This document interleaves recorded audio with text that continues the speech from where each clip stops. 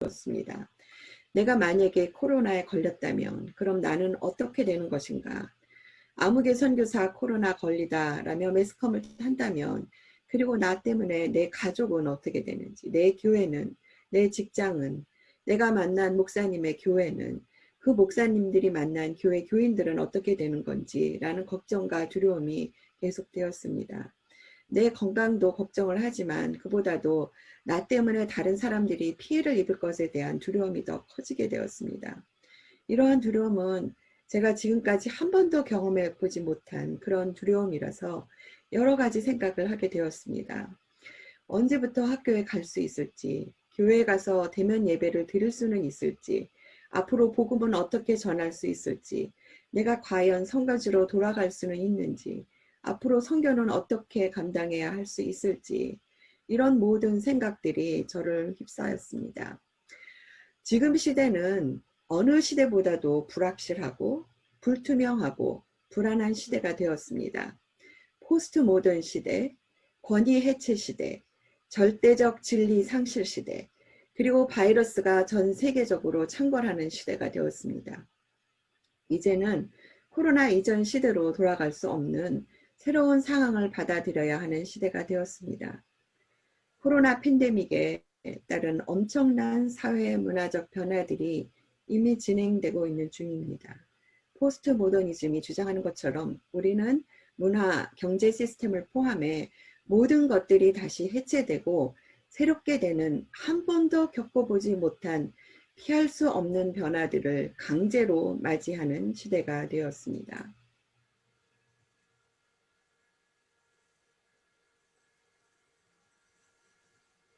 데이빗 윌러스 웰스라는 학자는 2050년 거주 불능지구라는 책을 썼습니다.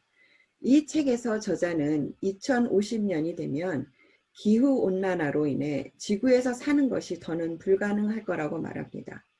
특별히 바이러스 팬데믹이 반복적으로 주기적으로, 그리고 한 번 일어나면 깊고 길게 갈 것이라 예측합니다. 그리고 좋든 싫든 이제는 우리가 변화되지 않으면 인류는 종말을 맞이할 것을 이야기합니다. 비기독교인들 역시 종말의 때를 감지한다고 했습니다. 저는 에티오피아에서 전쟁이 났을 때도, 반정부 시위를 할 때도 두려움을 느껴본 적이 없습니다. 아프리카에서 메르스, 사르스, 에볼라라는 바이러스가 창궐할 때도 에티오피아에 남아 있었습니다. 지금의 시대가 코로나라는 전대미문의 바이러스로 괴로움을 당하고 있지만 이것을 인류 역사상 우리가 당한 가장 어려운 문제라고 말할 수 있을까요? 교회는 2000년간 초창기 로마 제국과 이슬람권에서, 그리고 특히 근대에서는 공산권에서 수없이 많은 희생과 핍박을 경험했습니다. 한국 교회도 36년의 식민 통치와 6.25 전쟁을 겪었음에도 거듭 성장했습니다. 제가 사역하는 에티오피아 교회들도 이태리 식민주의 침략 5년과 공산주의 17년, 그리고 300만 명이 죽은 가뭄과 기아 속에서도 교회가 성장했습니다. 교회 역사를 보면 우리 신앙의 선배들은 죽음으로써 복음을 지켜내고 그 복음을 우리에게 전해 주었습니다. 앤드류 월스라는 학자는 기독교 역사 학자요, 세계 기독교 연구자입니다. 그의 책에 보면 The Missionary Movement in Christian History, Studies in the Transmission of Faith 라는 책을 썼습니다. 저는 이 책을 보면서 지금 이 학자가 지금 당면한 문제를 얘기하는 것은 아니지만 기독교 역사를 통해서 우리의 믿음이 어떻게 전해져 왔는지를 얘기하고 있습니다. 기독교는 역사 속에서 각 시대마다 독특한 형태의 기독교의 모습으로 이어왔다고 했습니다. 사도행전 1장 보면 교회는 예루살렘의 다락방 교회에서 시작해서 2장에서 성령을 받고 변한 예루살렘 교회로 나타납니다. 7장에 보면 사울의 핍박으로 기독교인들이 사방으로 흩어지는 교회, 결국 11장에 보면 스데반 순교로 흩어진 유대인들이 이방 땅에 안디옥 교회를 세우게 됩니다. 기독교 초기에 가톨릭 교회가 세워지고 중세의 개혁운동을 통해 장로교 중심의 개신교회가 생기고 영국과 미국의 성령운동으로 감리교와 순복음 운동이 일어나고 현대에는 학생 운동으로 전파되어 엘리트인 선교사들을 통해서 복음이 중국과 한국, 아프리카, 남미로 퍼져나갑니다. 한국의 기독교가 아프리카의 기독교의 특성과 다르듯이 앤드류 월스는 이렇게 말합니다. 각 시대마다 기독교의 모습이 다르게 보이지만 예수 그리스도가 우리의 구세주라는 기독교의 본질인 진리는 변질되지 않고 보존되어 왔다고 썼습니다. 앤드류 월스가 말한 것처럼 그리스도인들은 시대를 막론하고 변하지 않는 진리를 붙들고 이 진리를 전하는 사람들입니다. 코로나 바이러스가 아무리 위력을 떨치고 있어도 결국 복음의 능력 위에 서 있지 않다는 것을 깨달아야 한다고 생각합니다. 저는 오늘 주신 본문의 말씀을 통해서 여러분들과 함께 4가지의 핵심 교훈을 배우고자 합니다. 먼저 오늘 본문의 말씀 열왕기 상과 하가 쓰여진 시대를 보면 이스라엘이 우상 숭배와 폭력으로 물들어 있었던 시대라고 말합니다. 하나님이 세우신 이스라엘 왕들은 너무나도 악해서 바알을 숭배하고 하나님을 섬기는 선지자 엘리야와 엘리사를 죽이려고 찾아다니던 시대였습니다. 도망치기에 지친 엘리야 선지자는 광야 로뎀나무 아래서 죽기를 간청했습니다. 주여, 이스라엘 자손이 주의 언약을 버리고 주의 제단을 헐며 칼로 주의 선지자들을 죽였으며 오직 나만 남았거늘 그들이 내 생명을 찾아 빼앗으려 하나이다 라며 하나님께 울부짖었습니다. 이스라엘은 이 땅의 모든 족속에게 복을 주시기 위해서 하나님이 세우신 민족이요 국가입니다. 그러나 이스라엘 왕들이 하나님을 믿으면 처형한다는 명령을 내리는 지경에 이릅니다. 하나님께서는 이스라엘과 유대에 너무 실망하셔서 적국인 아랍나라, 이 아랍나라는 지금의 시리아인데 이 시리아라는 나라가 이스라엘로 쳐들어오도록 허락하셨고 악한 이스라엘 왕 아합과 이세벨을 전쟁에서 죽게끔 하셨습니다. 그 시대의 선지자인 엘리야와 엘리사는 우상 숭배에 빠진 이스라엘을 하나님 앞으로 돌아오게 하기 위해서 바알의 제사장들과 싸워야 했고 목숨을 걸고 말씀을 선포했습니다. 오늘 이러한 시대에 나아만이란 사람과 이름 없는 어린 소녀가 등장하는데 하나님의 계획을 이루기 위해서 어떻게 이 사람들이 쓰임을 받았는지를 보겠습니다. 나아만은 어떤 사람이었는가? 1절 말씀에 보면 나아만은 아람이라는 나라, 즉 지금의 시리아의 군대 사령관이었습니다. 그의 명성과 용맹은 본문에서 3번이나 언급이 되어 있습니다. 왕이 아끼는 큰 인물, 아람을 전쟁에서 승리로 이끌었기에 존귀함을 받은 자, 뛰어난 용사라고 표현되어 있습니다. 나아만은 군인이라는 자기 경력에 있어서 상당히 성공적인 사람이었습니다. 시리아 군대 전체를 통솔하는 군 사령관이었고 시리아가 다마스커스를 점령할 수 있도록 승리로 이끈 뛰어난 군인이었습니다. 그는 용맹스러웠고 시리아 왕은 그의 업적을 아주 귀하게 여겨 그를 아꼈습니다. 하지만 그의 인생을 흔드는 큰 문제가 있다면 그는 나병 환자였습니다. 나병은 피부에 나타나는 병으로 병적인 변화의 종류에 따라서 전염되기도 하고 전염되지 않는 것이 있지만 그 당시 나병이 걸리면 사회적인 격리 조치를 취하는 것을 당연시했습니다. 그 환자들이 가까이 오면 돌로 던져서 가까이 못 오게 했고 성 밖에 격리되어 외롭게 살아야 했습니다. 이 병은 환자 본인에게 엄청난 충격을 주기 때문에 이 병을 극복하기 위해서 나아만은 심한 불안과 두려움 속에서 살았을 것이라 생각이 됩니다. 이스라엘에서 잡혀온 어린 소녀에 대한 말씀은 2절과 5절 사이에 나옵니다. 오늘 본문 말씀 2절에서 3절을 보면 나아만이 인생에 이스라엘에서 잡혀온 한 어린 소녀가 등장을 합니다. 이 여자아이의 이름은 여기 나타나 있지 않습니다. 그 당시 아람과 이스라엘은 빈번한 전쟁이 있었습니다. 하나님께서 아람과 전쟁에서 이기도록 하신 사건들이 열왕기 상과 하에 여러 번 나옵니다. 그러니까 이스라엘과 아람이 여러 번 전쟁을 했는데, 하지만 아람이 이번에는 이스라엘을 공격해서 이스라엘 사람들을 포로로 잡기도 했는데, 그 중에 한 여자아이가 잡혀와 나아만의 집으로 오게 되었고 나아만의 아내의 종으로 살게 되었다고 했습니다. 오늘 열왕기하 5장 본문에는 포로로 잡혀온 이스라엘 여자아이에 대해서 많은 설명을 하지 않고 있습니다. 하지만 이 작은 여자아이는 자기를 지켜줄 부모도 없었습니다. 나이는 어리고 시리아 군인들에게 잡혀와 죽임을 당할지, 고문을 당할지, 노예로 팔릴지 모르는 불안과 두려움 속에서 비참한 삶을 직면하게 됩니다. 하지만 이 여자아이는 나아만의 집에 노예로 끌려와 살면서도 자기 주인에게 관심을 가졌습니다. 자기 주인이 나병을 고치기 위해 온갖 노력을 하면서도 절망에 빠져 있다는 것을 알게 되었습니다. 그리고 나아만의 병을 고칠 수 있는 분은 하나님 한 분이시라는 것을 알고 있었고, 자신이 알고 있는 선지자에 대해서 나아만의 아내에게 이렇게 말합니다. 열왕기하 5장 3절 말씀에 보면, 그의 여주인에게 이르되 우리 주인이 사마리아에 계신 선지자 앞에 계셨으면 좋겠나이다. 그가 그 나병을 고치리이다 하는지라. 이 여자아이가 그 시대에 당면했을 도전들, 그리고 이스라엘 백성들이 신앙생활을 할 수 없어 도망다니던 시대에 당면했을 도전들은 지금 우리 그리스도인들이 코로나 사태로 겪는 어려움보다 더 큰 어려움이었을지도 모릅니다. 그때는 성전은커녕 하나님을 믿는다는 것 자체만으로도 생명의 위협을 받던 시절입니다.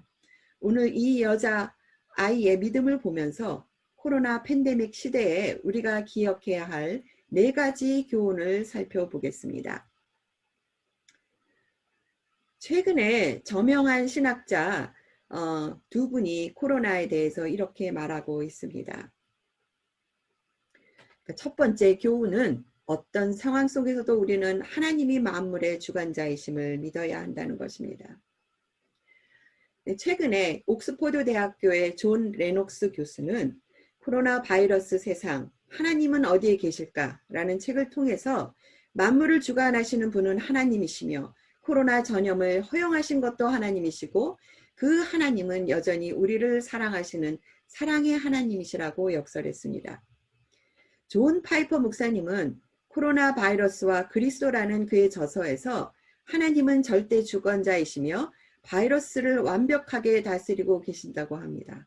코로나는 하나님의 심판이고 코로나 바이러스를 통해서 현실에 안주하는 우리들에게 회개와 심판의 메시지를 던지고 계시며 예수 그리스도만이 그 해결책이라고 강조했습니다.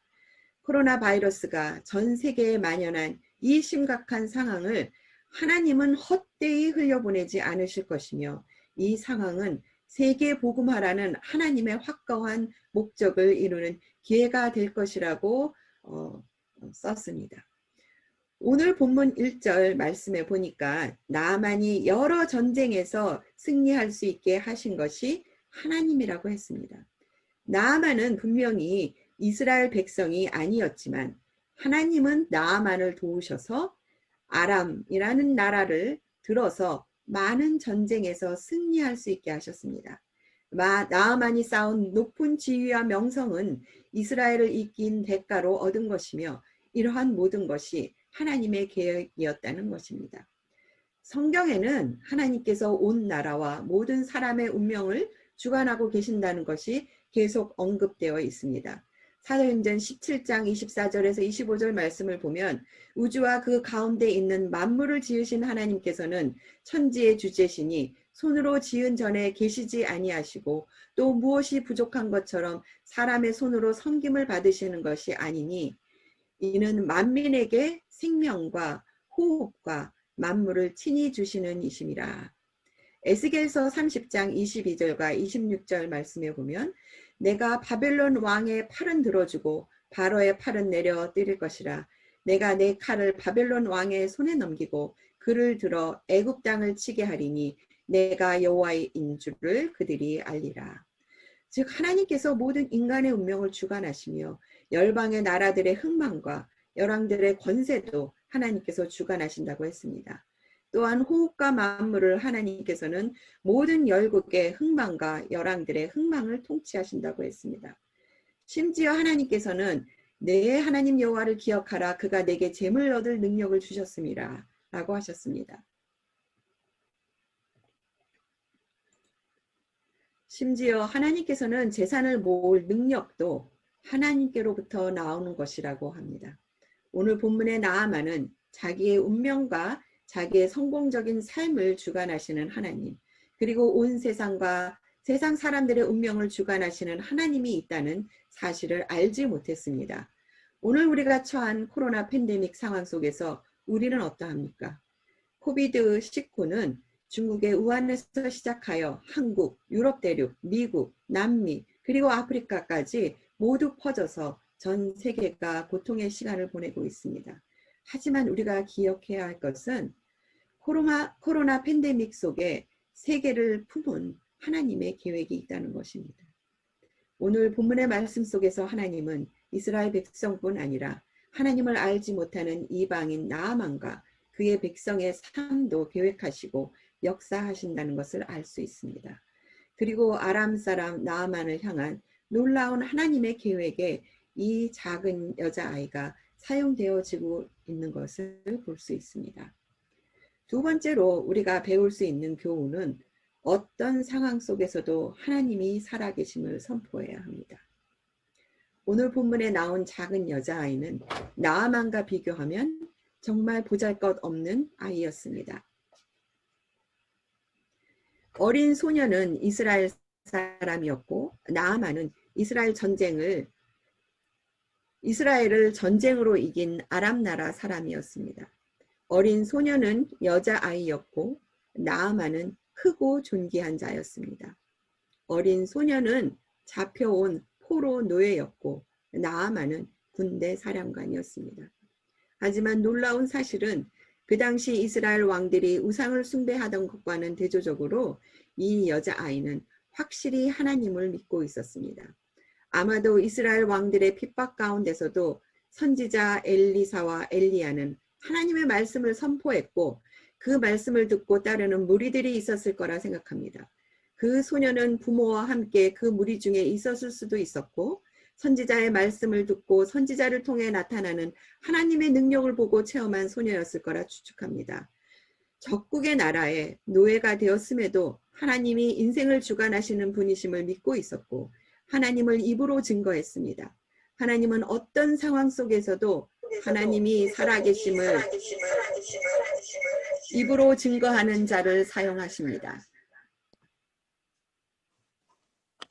3절 말씀을 보면 그의 여주인에게 이르시되 우리 주인이 사마리아에 계신 선지자 앞에 계셨으면 좋겠나이다. 그가 그 나병을 고치리라 하는지라. 이 똑같은 말씀은 오늘 본문 8절에 이스라엘 선지자 엘리사의 말에도 그대로 나와 있습니다. 그 사람을 내게로 오게 하소서. 그가 이스라엘 중에 선지자가 있는 줄을 알리이다 하니라. 쭉 살았음에도 선지자들을 통해서 하나님의 말씀을 들었고 능력을 보고 겪었기에 이스라엘에 계신 하나님만이 병을 고칠 수 있다는 확신이 있었습니다. 그리고 그 믿음의 고백이 간증을 통해서 흘러나왔습니다. 그 소녀 아이의 삶 속에 나타나는 계속적인 간증은 주변 사람들의 마음을 감동시켰습니다. 이 어린 소녀의 간증은 먼저 나아만의 아내의 마음을 움직였습니다. 그리고 그 간증은 나아만의 마음을 감동시켰고 결국은 나아만이 아람 왕에게 나아가 아람 왕의 마음을 움직였습니다. 이스라엘에서 포로로 끌려온 그 어린 소녀의 말을 듣고 자기가 침략한 나라 이스라엘로 선지자 엘리사를 찾아간다는 것은 위험한 일입니다. 정치적으로도 문제가 될 수도 있었지만 아람 왕의 허락을 받아 나아만이 이스라엘의 선지자를 만나러 가게 됩니다. 림몬이라는 우상을 섬기는 아람 국가 왕에게 한 나라의 군대 장관인 나아만이 선지자를 만나 하나님의 능력을 체험하러 가겠다고 할 때 허락을 받는다는 것은 상상할 수 없는 일입니다. 하나님은 그의 계획을 이루시기 위해서 보잘것없는 어린 소녀의 믿음을 사용하셔서 이방의 족속들에게 그의 이름을 나타내기를 원하셨습니다. 세 번째로 볼 수 있는 교훈은 지금 코로나 팬데믹 시대에 우리는 이 세상을 향한 하나님의 계획이 무엇인지를 다시 한번 깨달아야 합니다. 창세기 12장 2절과 3절 말씀에 하나님께서 아브라함을 선택하여 부르시고 말씀하시기를 내가 너로 큰 민족을 이루고 내게 복을 주어 내 이름을 창대하게 하리니 너는 복이 될지라. 요한복음 3장 16절 말씀에 하나님이 세상을 이처럼 사랑하사 독생자를 주셨으니 이는 저를 믿는 자마다 멸망하지 않고 영생을 얻게 하려 하심이라. 존 파이퍼 목사님이 쓰신 코로나 바이러스와 그리스도라는 책에서 코로나 바이러스가 전 세계에 만연한 이 심각한 상황을 하나님은 헛되이 흘려보내지 않으실 것이라고 썼습니다. 이 상황은 세계 복음화라는 하나님의 확고한 목적을 이루는 기회가 될 것이라고 했으며 그리스도께서는 자신의 피를 헛되이 흘리지 않으셨다. 그리스도께서는 각 족속과 방언과 백성과 나라 가운데서 사람들을 피로 사서 하나님께 드리신다. 예수님은 자신의 고난에 대한 보상을 받으실 것이며 심지어 세계적인 전염병도 지상 명령을 이루는 데 이바지할 것이라고 역설했습니다. 이러한 하나님의 계획을 이루시기 위해서 하나님께서는 힘 있는 자와 권세 가진 자가 아니라 고린도전서 1장 27절과 30절의 말씀처럼 세상에 미련한 것들을 택하사 지혜 있는 자들을 부끄럽게 하려 하시고 세상에 약한 것들을 택하사 강한 것들을 부끄럽게 하려 하시며 하나님께서 세상에 천한 것들과 멸시받는 것들과 없는 것들을 택하사 있는 것들을 폐하려 하시나니 라고 말씀하셨습니다. 네 번째로 하나님은 그의 계획을 이루시기 위해서 순종하는 자를 쓰신다고 하셨습니다. 본문 5절 말씀에 보면 나아만이 나병을 고치기 위해서 이스라엘로 갈 때 가지고 간 것에 대한 이야기가 나옵니다. 왕의 편지, 은 10달란트, 금 6,000개, 의복 10벌. 나아만이 가지고 갔던 것은 지금 우리가 사는 세상의 사람들이 모두 사용하는 방법들입니다. 왕의 편지는 나의 권위, 내 뒤에 누가 있냐, 은 10달란트, 금 6,000개, 의복 10벌. 모두 재물을 말합니다. 내가 얼마나 많은 지위를 갖고 있고 내 뒤를 후원하는 자가 누구이며 내게 가진 재물이 얼마냐에 따라서 세상의 사람들은 가치를 정합니다. 왜 그랬을까요? 나아만은 이스라엘 왕에게 나아갈 때 많은 것을 준비했습니다. 아람 왕의 편지로 먼저 자기의 권위를 보이고 많은 돈을 이스라엘 왕에게 지불하면 이스라엘 왕의 권위로 선지자에게 명령을 내려 그의 나병이 고침을 받을 수 있다고 생각했습니다. 나아만이 원하는 것은 그의 나병이 치유되는 것뿐이었습니다. 그의 나병이라는 질병 뒤에는 하나님의 뜻이 무엇인지는 알 수가 없었습니다. 나아만이 나병에서 어떻게 하여야 고침을 받았을까요? 엘리사 선지자는 나아만이 깨끗함을 받기 원하면 요단강에 몸을 7번 씻으라고 했습니다. 그렇게 하면 그의 살이 회복되어 깨끗하게 된다고 했습니다. 제가 오늘 말씀을 준비하면서 코넬리우스 앵거브레첸이라는 사람이 1520년에 그린 나아만과 관련된 성화를 보게 되었습니다. 이 성화를 보니까 가운데 있는 사람이 나아만입니다. 나아만이 나병에서 고침받기 위해서 이 성화에서는 나아만이 요단강에서 몸을 씻고 있는 그림이었는데 나아만이 옷을 다 벗고 몸을 씻고 있었습니다. 몸을 씻으려면 첫째 장관의 옷을 벗어야 했고 권위와 자존심을 내려두고 하나님의 선지자의 말에 순종하여 몸을 씻어야 한다는 말입니다. 그러나 많은 신하들 앞에서 모든 것을 내려놓는다는 것이 나아만의 자존심을 상하게 했습니다.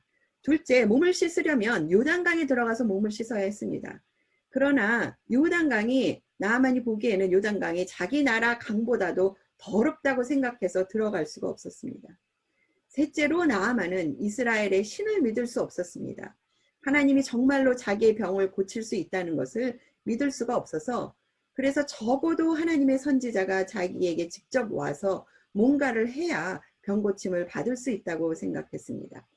선지자의 말대로 믿고 따를 수 없다 할지라도 병 고침을 받으려면 하나님의 말씀에 순종하여 그대로 행해야 했습니다. 나아만에게 겸손한 믿음이 있는지 선지자의 말에 순종을 할 수 있는지를 시험하는 아주 중요한 순간입니다.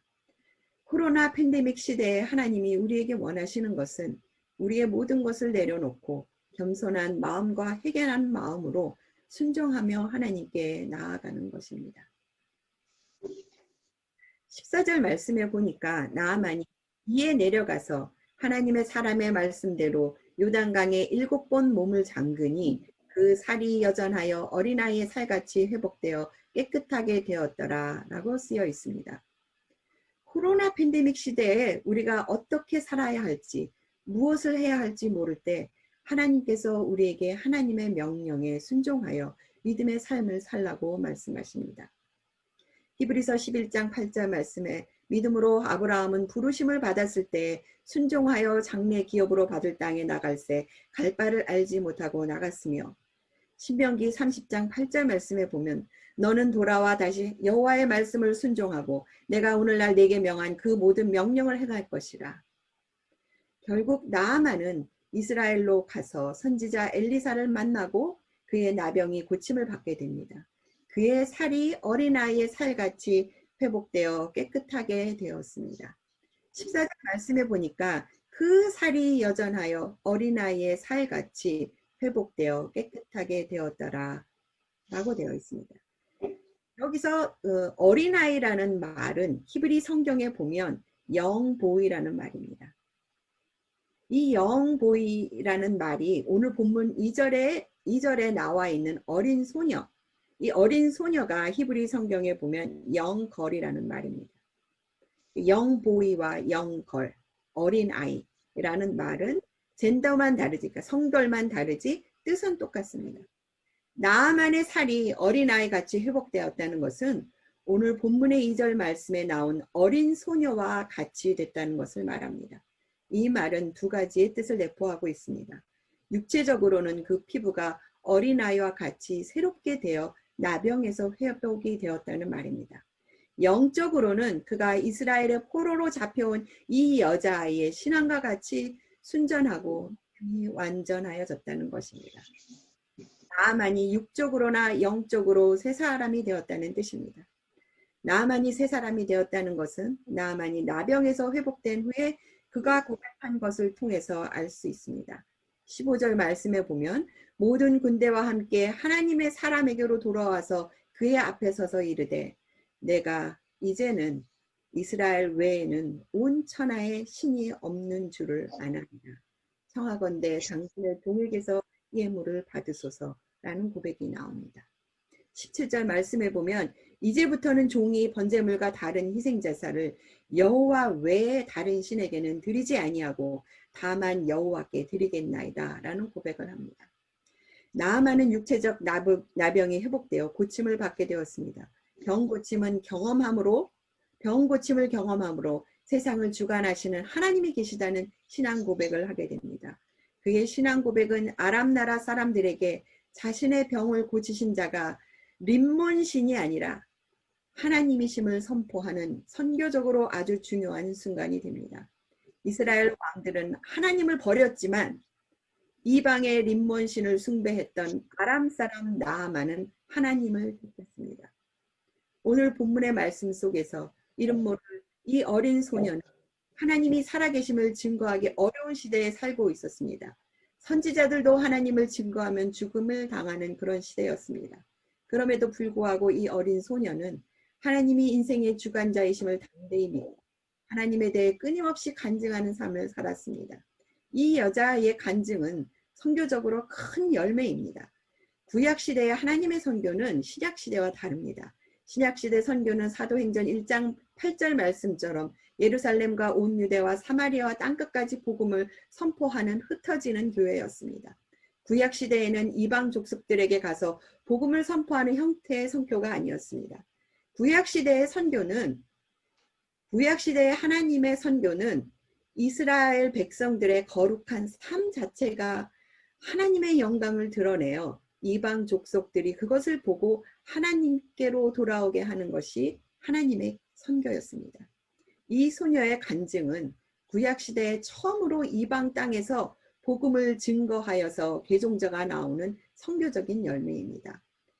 제가 그 뉴 아메리칸 코멘터리를 보니까 포로로 잡혀온 이 어린 소녀의 신앙과 그 신앙의 결단은 구약시대에 나타난 다니엘, 모르드게, 에스라, 느헤미야 선지자처럼 적국의 왕들에게 영적으로 영향을 준 것과 같다고 말했습니다. 코로나 팬데믹 시대에 사는 오늘, 저는 이와 가족 여러분들 한 분 한 분이 하나님의 계획을 이루시는 도구로 되어지기를 축원합니다. 오늘 본문의 말씀 속에서 나아만은 모든 인간이 추구하고자 하는 모든 것을 가진 사람이었습니다. 하지만 그는 자신의 삶을 주관하시는 분이 하나님이심을 알지 못했습니다. 하지만 포로로 잡힌 이 어린 소녀는 불확실한 삶의 기로에서 하나님이 살아계시다는 믿음을 갖고 살았습니다. 유아학당은 1886년에 미국의 감리교 여자 선교사 스크랜튼 여사에 의해서 시작이 되었습니다. 스크랜튼 여사는 한국의 여자 아이들을 모아서 학교를 세웠다고 했는데 처음 학생은 코로나에 걸린 10살 남짓한 별단이라는 떠돌이 여자아이였습니다. 1887년에는 학생이 겨우 7명으로 불어날 정도로 학생을 구하기가 매우 어려운 실정이었다고 했습니다. 이와 학당의 교육 정도는 중등 정도를 목표로 하였고 교육 목적에 대해서 길모아 선교사님은 한국 여자아이를 모범적인 주부로 만드는 동시에 그들의 친척 동료 사이에 개신교 선교사를 만드는 데 있다라고 지적하였습니다. 130여 년 전 시대적으로 소용돌이 치던 조선 땅에 복음을 전하는 것이 불가능해 보일 수도 있었던 불확실한 시대에 멀리 무익 땅에서 온 선교사들이 선교적인 교육 목표를 갖고 여학교를 세웠습니다. 정치적으로 급격히 기울고 있던 조선의 상황을 이겨내고 복음의 씨앗이 뿌려졌습니다. 130여 년이 지난 지금 한국을 이끄는 여성 지도자가 배출이 되었고 오늘날 이화 안에서 100여 명이 넘는 이화 출신 선교사들이 배출이 되었습니다. 저도 1981년 이화에 입학해서 예수님을 영접하고 지금은 에티오피아 땅에서 복음의 씨 뿌리는 사역을 감당하고 있습니다. 그리고 지금은 에티오피아 여성의 문제와 환경을 개선하고 지도자들을 세우기 위해서 에티오피아 국립대학인 아디스아바바 대학에서 제자들을 배출해내고 있습니다. 또 이화 동산에 기도로 격려로 물질로 하나님의 나라가 확장되도록 기도하는 믿음의 대열에 선 여러분들이 계십니다. 여러분과 저는 불가능해 보였던 이화에 뿌려진 복음의 씨앗의 열매입니다. 말씀을 마무리하겠습니다. 코로나 팬데믹 시대에 우리는 불확실한 걸음을 걸어야 합니다. 지금까지 진리로 여겼던 모든 방식이 깨어지면서 어떻게 살아야 할지, 우리의 믿음을 어떻게 지키고 복음을 어떻게 전해야 할지 알 수가 없습니다. 지금까지는 교회 건물을 중심으로 모이고 신앙생활을 해왔다면 이제 우리는 무형의 교회 속에서 신앙을 키우고 세상 속에서 신앙을 실천하는 그런 삶을 살아야 할지도 모릅니다. 오늘처럼 우리는 비대면 온라인 선교 시대를 살면서 보다 적극적인 선교 방법을 찾아야 할지도 모릅니다. 우리는 인간이어서 전통적인 방법으로 문제를 해결하려 하면 실패할지도 모릅니다. 그러나 우리는 오늘 본문 말씀에 나온 보잘것없는 전쟁 포로, 어린 소녀가 당면했던 것처럼 우리의 상황이 지금 비참해 보일지도 모릅니다. 어린 소녀에게는 동행하는 하나님이 있었습니다. 환경을 보는 것이 아니라 하나님을 바라볼 때, 은혜의 하나님, 축복의 하나님을 바라볼 때 주변이 변화되고 주변의 사람들이 다 형통하고 축복받는 삶을 살게 되었습니다. 하나님께서 이방 땅 시리아의 아람 나라에 복음을 선포하기 위해서 이 소녀를 사용하신 것처럼 하나님은 우리들을 하나님의 계획을 이루시는 도구로 사용하시기를 원하십니다. 먼저 코로나 팬데믹 시대에 우리에게 주신 하나님의 뜻이 무엇인지 분별해내야 합니다. 우리들이 하나님이 인생의 주관자이심을 믿는 믿음을 갖고 먼저 깨끗하게 영적으로 회복되어야 합니다. 코로나 팬데믹에 두려움이 밀려올지라도 내가 있는 자리에서 끊임없이 예수 그리스도를 내 입으로 선포하고 사랑으로 믿음을 실천할 때 우리의 가족과 이웃과 우리 나라 그리고 선교지에까지 복음을 증거하는 귀한 도구로 여러분이 사용되어질 것을 축원합니다. 아멘. 네, 귀한 말씀 감사드립니다. 그럼 이제 다 함께 새 찬송가 310장 하나님의 은혜로를 찬양하시겠습니다.